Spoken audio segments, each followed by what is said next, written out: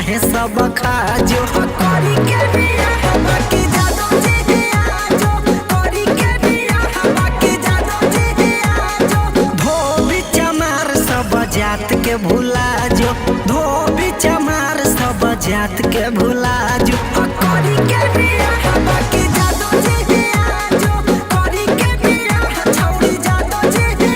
आजो जादो जी आजो जादो जी आजो करी के बियाह छौड़ी जादो जी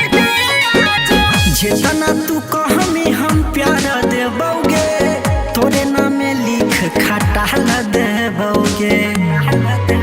नहीं सोच विचार तू बनाई ले भता छौड़ी कुछ दिन में चल अइतै अपन सरकार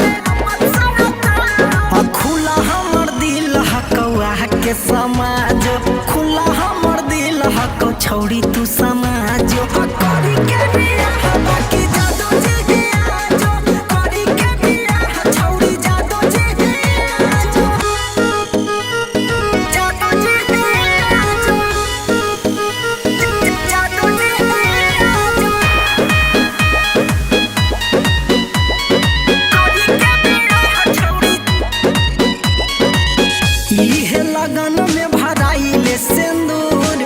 खुशी खुशी कर लेना यही रखे कबूल